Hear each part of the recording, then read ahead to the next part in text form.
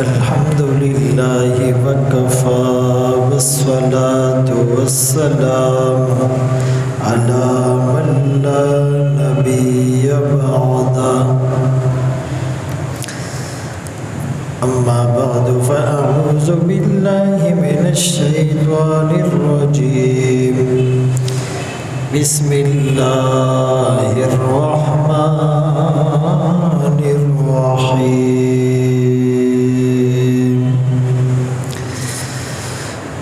وما خلقت الجن والإنس إلا ليعبدون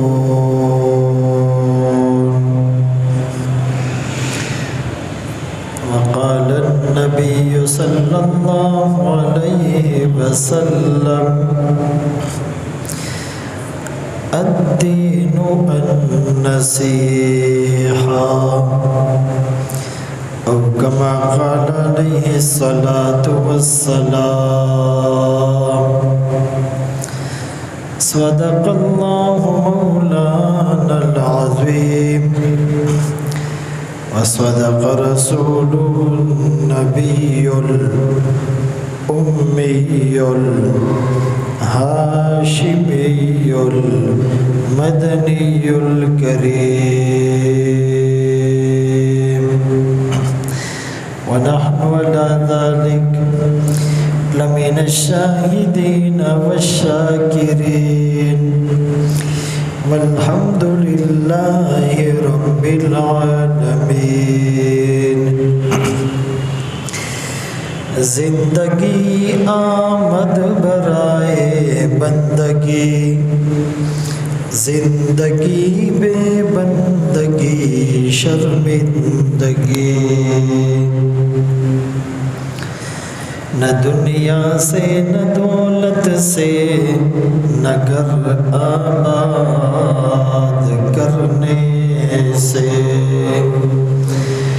تسلی دل کو ہوتی ہے خدا کو یاد کرنے سے یہاں ایسے رہے کہ ویسے رہے وہاں دیکھنا ہے کہ کیسے رہے۔ واجب الاحترام عزیزان گرامی، آپ کے سامنے قرآن کریم فرقان مجید کی ایک آیت کریمہ تلاوت کی، اور سرکار دو عالم تاجدار مدینہ محمد مصطفیٰ احمد مجتبیٰ صلی اللہ علیہ وسلم کی حدیث مبارکہ پیش کی۔ اس آیت میں اللہ راز بندگی بتا رہے ہیں، راز زندگی بتا رہے ہیں کہ اس زندگی کا راز اور اس کا مقصد اللہ کی بندگی ہے۔ زندگی آمد برائے بندگی، زندگی بے بندگی شرمندگی، کہ زندگی کا مقصد ہی اللہ کی بندگی ہے۔ جس میں بندگی نہ ہو وہ شرمندگی ہو جاتی ہے۔ عبداللہ ابن عباس رضی اللہ عنہما لیعبدون کی تفسیر لیعرفون سے کرتے تھے کہ میں نے انسانوں کو اور جنات کو نہیں پیدا کیا الا مگر اس لیے کہ وہ میری عبادت کرے، یعنی وہ میری معرفت حاصل کرے، مجھے پہچان لے۔ حضرت علی رضی اللہ عنہ کا فرمان ہے کہ اس عبادت میں کوئی بھلائی نہیں جس میں معرفت نہ ہو، اللہ کی پہچان نہ ہو۔ بھائی چور کو جب پتہ چل جائے کہ یہ پولیس والا ہے تو وہ چوری نہیں کرے گا۔ اسی طرح انسان کو جب اپنے خالق کا پتہ چل جائے تو وہ کبھی اس کی نافرمانی نہیں کرے گا۔ چور کو یقین ہوتا ہے پولیس کے سامنے چوری کروں گا تو سزا ملے گی، جیل میں ڈالا جاؤں گا۔ انسان کو یہ استحضار ہو جائے کہ اللہ کی نافرمانی کروں گا تو جہنم میں ڈالا جاؤں گا، یہ نافرمانی سے بچ جائے گا۔ ہم اللہ کی نافرمانی اس لیے کرتے ہیں کہ اللہ کی صحیح پہچان نہیں، اللہ کا صحیح تعارف نہیں، اللہ کی ذات کا صحیح یقین نہیں، اللہ کی قدرت کا پورا احاطہ نہیں۔ اسی لیے اس آیت کریمہ میں اللہ پاک انسان کو، جنات کو پیدا کرنے کا ایک بنیادی مقصد اور ایک آبجیکٹو بتا رہے ہیں کہ میں نے تمہیں پیدا کیا، دنیا میں بھیجا، تم میری ذات کو پہچان لو اور میری بندگی شروع کر دو۔ اب اللہ کو پہچاننا کیا ہے؟ هو اللہ احد۔ اللہ خود اپنا تعارف سورہ اخلاص میں کراتے ہیں، کہہ دیجئے وہ اللہ ایک ہیں، اللہ الصمد، وہ بے نیاز ہیں، لم یلد، نہ کسی کو جنا، ولم یولد، نہ جنا گیا، نہ اس کا کوئی بیٹا نہ وہ کسی کا بیٹا، لم یتخذ صاحبہ، اس کی کوئی بیوی نہیں، ولم یکن لہ کفوا احد، اس کا ہمسر اور برابر کوئی نہیں، نہ اس کی ذات میں نہ اس کی صفات میں۔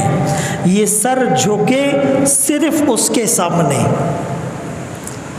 یہ زبان تسبیح اور تحمید کرے صرف اس کی، نماز میں اس دل میں صرف اس کا خیال ہو۔ اس کو توحید کہتے ہیں، وحدانیت کہتے ہیں۔ توحید تو یہ ہے کہ خدا حشر میں کہہ دے یہ بندہ دو عالم سے خفا میرے لیے ہے۔ ہمارے دل میں خواہشات کا سیلاب ہے اور ہم کہتے ہیں کہ جی ہم اللہ کو ایک مانتے ہیں۔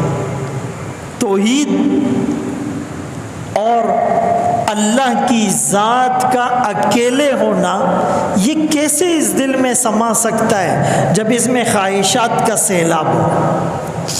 اسی لیے اللہ فرماتے ہیں من اسلم وجہہ للہ، جس نے اپنے چہرے کو اللہ کے سامنے کر دیا۔ ایسی عبادت اللہ کی کأنک تراہ، گویا کہ تم اللہ کو دیکھ رہے ہو۔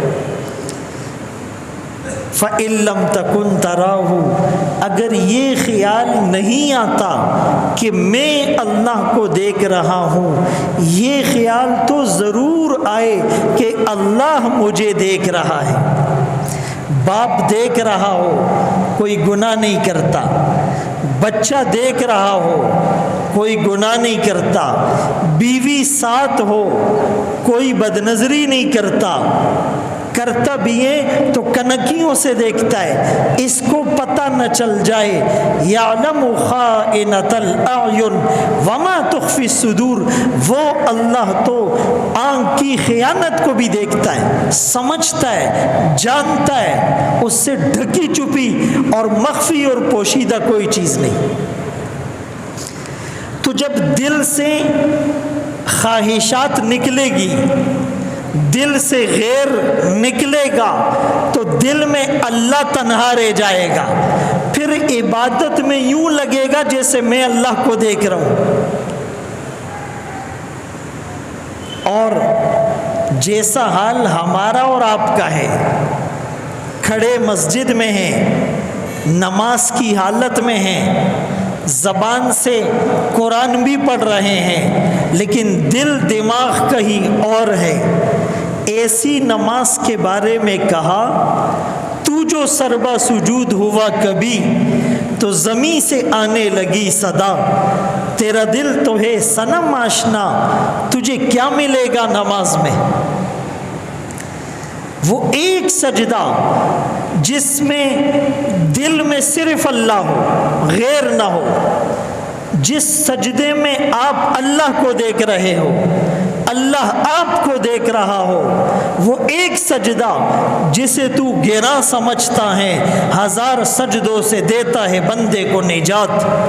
ایک سجدہ اللہ کے دربار میں ایسا کر لو کہ دل میں صرف اللہ ہو، وہ اللہ اپنے سامنے جھکنے والے اس سر کو دنیا کے کسی در پر جھکنے نہیں دے گا۔ اس کی غیرت گوارا نہیں کرتی میرے سامنے جھکنے والا سر کہیں اور جا کر جھکے، میرے سامنے والے اٹھنے والے ہاتھ کسی اور کے سامنے اٹھیں، میرے سامنے جھولی اور دامن پھیلانے والا کسی اور سے بھیک مانگے، یہ اس کی غیرت گوارا نہیں کرتی۔ لیکن ہم اس طرح کا سجدہ کر کے تو دکھائیں۔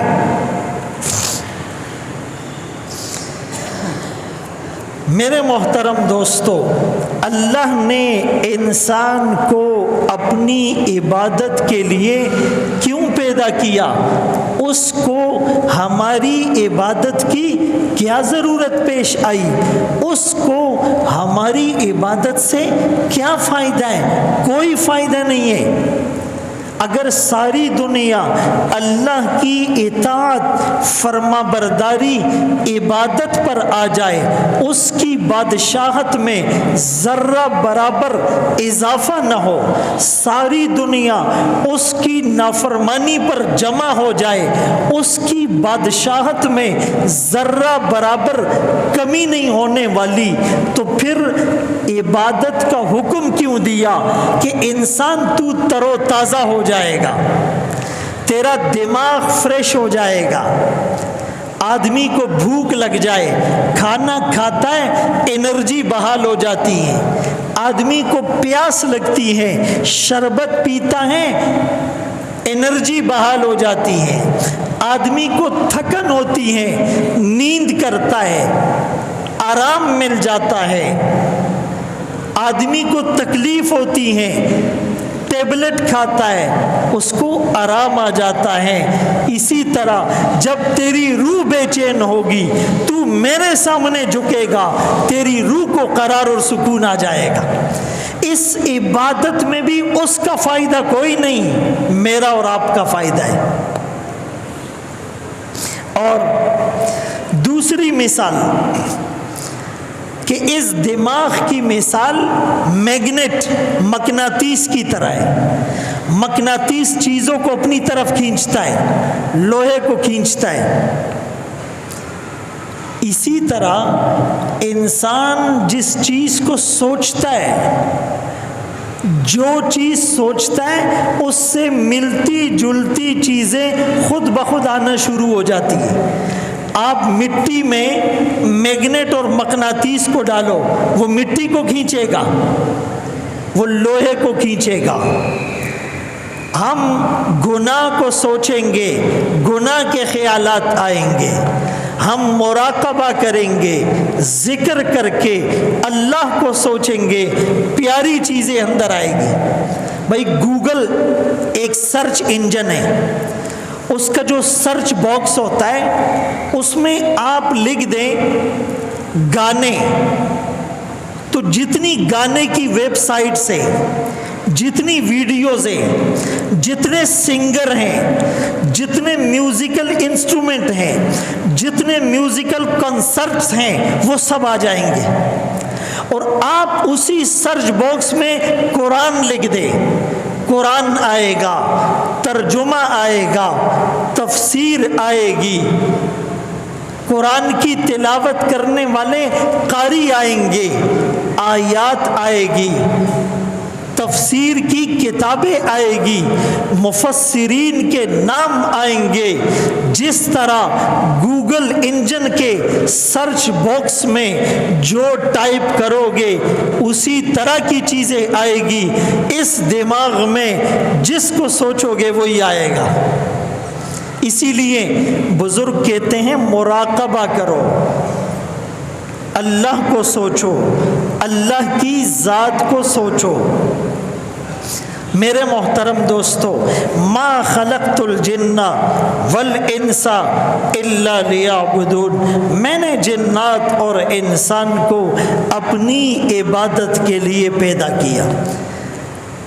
کھیلنا جائز ہے شرطوں کے ساتھ، کنڈیشنز ہیں، اس کھیل میں لباس پورا ہو، اس کھیل میں نامحرم نہ ہو، اس کھیل میں جوا اور سٹا نہ ہو، اس کھیل میں وقت کا ضیاع نہ ہو، اس کھیل سے عبادات میں خلل نہ ہو، اس کھیل سے نماز نہ چھوٹے، اس کھیل سے کسی کو تکلیف نہ ہو۔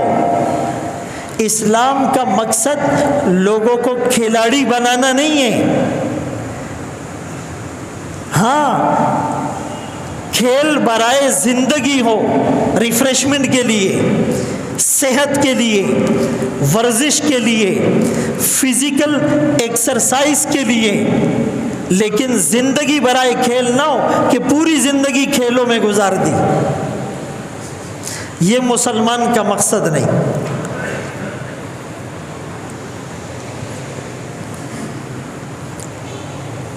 اسی لیے بندگی کا جو اعلیٰ معراج ہے وہ نماز ہے، یعنی تلاوت بھی بندگی ہے، اللہ کا ذکر بھی بندگی ہے، اور عاجزی اور انکساری بھی بندگی ہے۔ لیکن نماز وہ بندگی ہے جس میں اللہ نے ساری عبادتوں کو جمع کر دیا۔ بھائی درختوں کی عبادت وہ قیام میں ہے، کھڑے ہوئے، پہاڑوں کی عبادت وہ قاعدے کی حالت میں تشہد میں بیٹھے ہوئے، چار پاؤں والے جانوروں کی عبادت وہ ہر وقت رکوع میں ہیں، سانپ اور حشرات الارض اور رینگنے والے جانوروں کی عبادت وہ ہر وقت سجدے میں ہیں، پرندوں کی عبادت وہ پروں سے اڑ رہے ہیں، زبان سے چہچہا کر اللہ کی تسبیح کر رہے ہیں، سورج اور چاند کی عبادت وہ سجدہ کرتے ہیں، الشمس والقمر بحسبان والنجم والشجر یسجدان، یہ ستارے اور درخت سجدے میں ہیں، ہر چیز عبادت میں ہے۔ کل قد علم صلاۃ و تسبیحا، ہر چیز نے اپنی نماز کا طریقہ، پیٹرن، اپنی تسبیح کے بول سیکھ لیے ہیں۔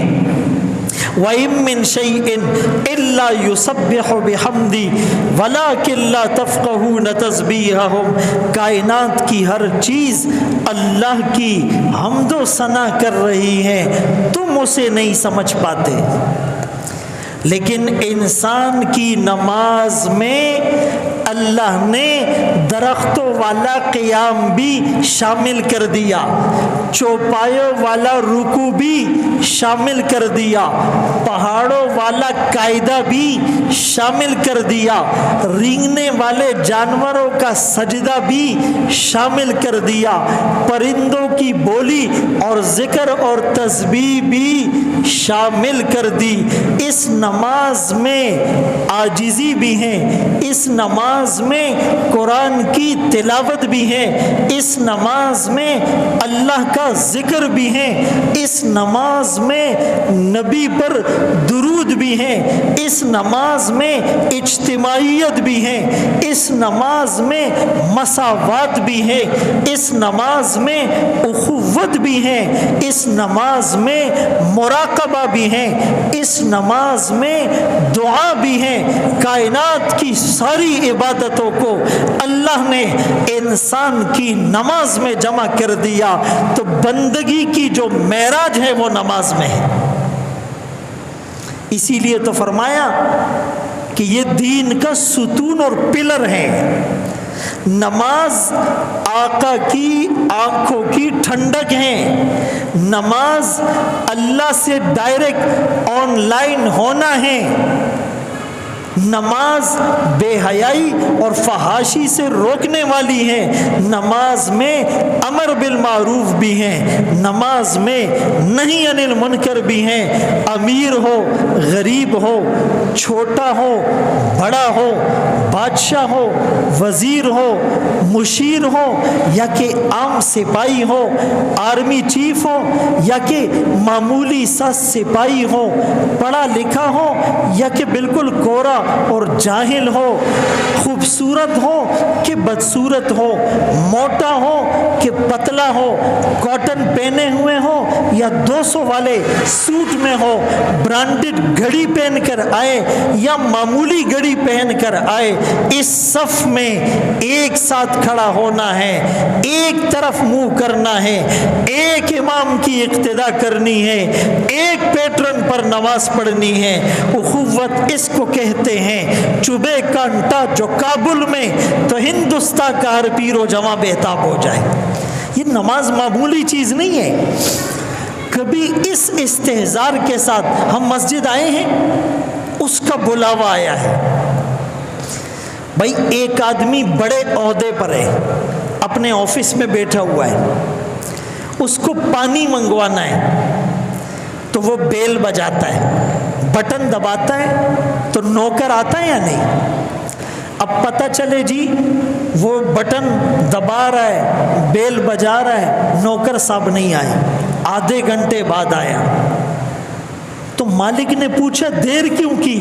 کہنے لگا جی میں کھانا کھا رہا تھا اس لیے دیر سے آیا، میں تھوڑا ریسٹ کر رہا تھا اس لیے دیر سے آیا، میں تھوڑا اخبار پڑھ رہا تھا اس لیے دیر سے آیا، میں ڈرامہ دیکھ رہا تھا وہ ختم ہوا تو آیا، میں میچ دیکھ رہا تھا اس لیے دیر ہو گئی، میں فلم دیکھ رہا تھا اس لیے دیر ہو گئی، میں کتاب پڑھ رہا تھا اس لیے دیر ہو گئی، میں کسی سے کال پر بات کر رہا تھا اس لیے دیر ہو گئی، میں چیٹ کر رہا تھا اس لیے دیر ہو گئی، میں میل کر رہا تھا اس لیے دیر ہو گئی، میں یوٹیوب پر کچھ دیکھ رہا تھا اس لیے دیر ہو گئی، میں کالم لکھ رہا تھا اس لیے دیر ہو گئی، آرٹیکل پڑھ رہا تھا اس لیے دیر ہو گئی۔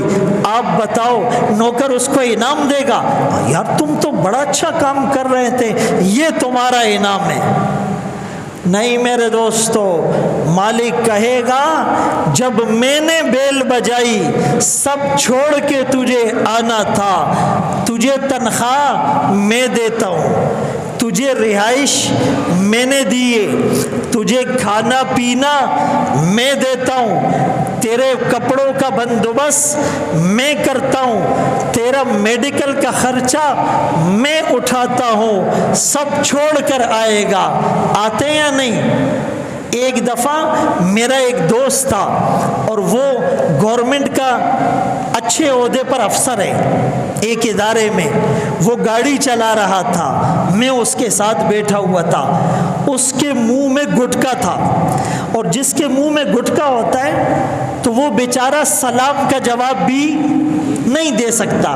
گٹکا کھانے کے نقصانات، نسوار کھانے کے نقصانات، ایک نقصان یہ ہے کہ پیسے ضائع ہوتے ہیں، ان پیسوں کا جواب دینا ہوگا۔ دن میں 100 روپے کے گٹکے، مہینے میں 3000 کے گٹکے، 1000 کی نسوار، 2000 کے سگریٹ پینے والا اللن فقیر، اس مال کا تجھے حساب دینا ہے۔ اور دوسرے نمبر پر اس کے دانت خراب ہوں گے، اس کو بیماری لگ جائے گی، صحت کی نعمت ضائع کی، اللہ پوچھے گا۔ تیسرے نمبر پر یہ سلام کا جواب نہیں دے سکتا، یہ کسی سے بات چیت نہیں کر سکتا۔ گٹکا منہ میں ہو اور بات کرے، انسان لگتا ہی نہیں ہے، یا لگتا ہے؟ بہت غور سے انسان لگتا ہے۔ تو اس کے منہ میں بھی گٹکا تھا، ڈرائیونگ کر رہا تھا، اچانک اس کو اس کے بڑے افسر کی کال آئی۔ آپ یقین مانیں، اس نے کہا شیشہ نیچے کروں گا، یہ پھینکوں گا، ٹائم لگے گا، گاڑی روک کر یہ پھینکوں گا، ٹائم ضائع ہوگا، افسر ناراض ہو جائے گا۔ وہ زہریلا گٹکا نگل لیا۔ دنیا کے افسر سے ڈرنے والوں، کاش ہم اللہ سے ڈرتے۔ نوکر کو بیل کی آواز آتی ہے، چائے چھوڑ کر بھاگتا ہے، کھانا چھوڑ کر بھاگتا ہے، واش روم آدھا چھوڑ کر بھاگتا ہے، ڈرامہ چھوڑ کر بھاگتا ہے، فلم چھوڑ کر بھاگتا ہے، میچ چھوڑ کر بھاگتا ہے، اخبار پھینک کر بھاگتا ہے، دوست کی لائن ڈسکنیکٹ کر کے بھاگتا ہے۔ اللہ کا بلاوا آتا ہے، اذان کی آواز آتی ہے، دن میں 5 دفعہ آتی ہیں، دکان کھلی ہوئی ہے، گاڑی چل رہی ہے، ڈرامہ دیکھ رہا ہے، فلم دیکھ رہا ہے، دوست سے گپ شپ لگی ہوئی ہے، ہوٹل میں ایسے پاؤں رکھ کر وہ مزے سے لیٹا ہوا ہے۔ کاش اللہ کی محبت دل میں ہوتی، اذان کے بعد کوئی شٹر اوپر نہیں ہوتا۔ جمعے کا دن، ابھی آپ جا کر دیکھیں، دکانیں کھلی ہوئی ہیں، ہوٹل کھلے ہوئے، پہلی اذان کے بعد کاروبار کرنا حرام ہے، حرام ہے۔ لوگ لگے ہوئے اوچی پہ خبر راشی، بس اللہ دیکھی چی اسلامی نظام راشی، شریعت آ جائے مزہ آ جائے گا۔ اتنے ڈنڈے لگیں گے نا کہ مزہ آ جائے گا، اتنے چتر لگیں گے نا کہ مزہ آ جائے گا۔ پکے مسلمان بنو، یہ باتیں ادھر سے ادھر اور ادھر سے ادھر آ جائے، اور جب ادھر اترے گی پھر یہ صحیح استعمال ہوگا، یہ صحیح دیکھے گی، یہ صحیح سنے گا، یہ صحیح بولے گی، یہ صحیح چکھیں گے، یہ صحیح سوچے گا، اس میں صحیح چیز آئے گی، جیب میں حلال آئے گا، پاؤں گناہ کے اڈے کی طرف نہیں جائیں گے، ہاتھ سے کسی کو تھپڑ نہیں مارے گا، بیوی پر ظلم نہیں کرے گا، رشتہ دار کو تنگ نہیں کرے گا، سود نہیں لے گا، رشوت نہیں لے گا، ملاوٹ نہیں کرے گا، کسی کا مال غصب نہیں کرے گا، یتیم کا مال ہڑپ نہیں کرے گا۔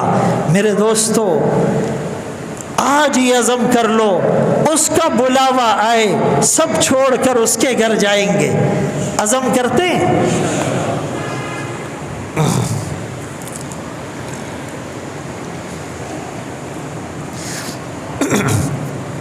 ابھی میں اکثر سوچتا ہوں کہ یار آج یہ باتیں کروں گا، وہ بیچ میں کچھ ایسا موضوع آ جاتا ہے کہ ہر جمعے کو میں 50% تقریر بھی نہیں کرتا ہوں، ٹائم ختم ہو جاتا ہے۔ اور کبھی کبھی 2-4 منٹ لیٹ ہو جائے تو شاید کچھ لوگ اس کو محسوس بھی کرتے ہوں۔ کل مجھے ایک ساتھی نے کہا کہ ایک مسجد ہے کراچی میں، اس میں جمعے کی نماز کا ٹائم نہیں ہے، لکھا ہوا ہے کہ نماز بیان کے بعد ہوگی، بیان جب بھی ختم ہو جائے۔ بیان ایک درد ہوتا ہے، ہمیں کوئی شوق نہیں ہے، ہم روزے میں بھی بولتے تھک جاتے، لیکن ایک درد ہوتا ہے۔ ابھی میرے خیال میں ٹائم ختم ہو رہا ہے، میں نے 25% بیان بھی نہیں کیا۔ بہرحال تو آدمی ایسا بنے کہ اللہ کے بلاوے پر سب چھوڑ دے۔ جیسے کسی کی فلائٹ ہونا اور وہ لیٹ اٹھے، الارم کی آواز نہیں سنے، دیکھتا یار تھوڑا سا ٹائم باقی ہے، پھر وہ برش کرے گا، کاٹن کلف اور استری کرے گا، جوتے پالش کرے گا، بیوی کو کہے گا ذرا ٹائٹ سا ناشتہ بناؤ، بولے گا ہاں؟ وہ بھائی یہ بیگ اٹھایا اور ایک چپل اپنی پہنی ایک بیوی کی پہنی اور نکل گئی۔ ایئرپورٹ میں ایسا بھی ہوا ہے، بعض اوقات جلدی میں لوگ آئے، ایک چپل اپنی ایک بیوی کی ہے، ہو جاتا ہے بھائی۔ تو یہ ڈر ہو کہ یار اللہ کا بلاوا آیا، بھاگنا ہے، یہ درد پیدا ہو جائے، پھر الارم لگانے کی ضرورت نہیں پڑے گی، اچھل کر آدمی بھاگے گا، اللہ کا بلاوا آیا ہے۔ اللہ اکبر کبیر۔ تو میرے محترم دوستو، میں عرض کر رہا تھا انسان کی اس بندگی والی نماز میں اللہ نے ساری کائنات کو جمع کر دیا، ساری کائنات کو جمع کر دیا۔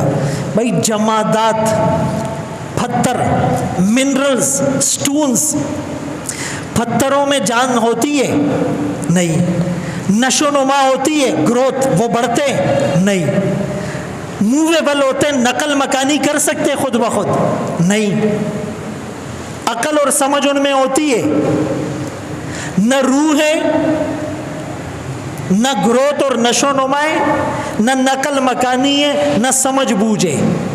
وہ بھی اللہ کی تسبیح کر رہے ہیں، وہ بھی اللہ کی تسبیح کر رہے ہیں۔ آقا فرماتے ہیں کہ کنکر بھی اللہ کی تسبیح کرتے ہیں، اور نباتات، یہ جو پودے ہوتے، درخت ہوتے، اس میں روح نہیں ہے لیکن گروتھ ہیں، یہ بڑھتے ہیں، اور نقل مکانی نہیں کر سکتے، اور سمجھ بوجھ بھی نہیں ہے، وہ بھی اللہ کی تسبیح کرتے ہیں۔ اور اس کے بعد جانور ہے، روح بھی ہے، اور گروتھ نشو نما بھی ہے، اور نقل مکانی بھی کر سکتے ادھر سے ادھر، اور تھوڑی بہت سمجھ بھی ہے، وہ بھی اللہ کا ذکر کرتے ہیں۔ اور ایک انسان ہے، روح بھی ہے، نشو نما بھی ہے، نقل مکانی بھی ہے، سمجھ بوجھ بھی ہے، علم کی روشنی بھی ہے۔ اس علم کی روشنی میں اللہ کی معرفت حاصل کرتا ہے، اس کی معرفت کے بعد اس کے سامنے سربا سجود ہوتا ہے، اور یہ بلندیوں کی معراج تک پہنچ جاتا ہے۔ تیری معراج کہ تو لوح و قلم تک پہنچا، میری معراج کہ میں تیرے قدم تک پہنچا۔ نبی کے قدموں تک ہم چلے جائے، ہمارا معراج کا سفر طے ہو گیا۔ قدم بوسی کی دولت مل گئی تھی چند ذروں کو، ابھی تک وہ چمکتے ہیں ستاروں کی جبی ہو کر۔ صحابہ نبی کے قدموں میں آئے، اللہ نے آسمان کے ستارے بنا دیا۔ آج لوگ ان سے ہدایت حاصل کرتے ہیں۔ میرے محترم دوستو، ہمیں اپنا رخ پتہ چل جائے، جنت کا راستہ کون سا ہے۔ بھائی جس کو راستہ معلوم ہو جائے تو وہ لینڈ کروزر میں جائے گا تو پہنچ جائے گا، بس میں جائے گا تو نہیں پہنچے گا، پہنچ جائے گا۔ گدھا گاڑی میں جائے گا تو نہیں پہنچے گا، پہنچ جائے گا۔ سائیکل پر جائے گا تو نہیں پہنچے گا، پہنچے گا۔ پیدل جائے گا تو نہیں پہنچے گا، پہنچے گا۔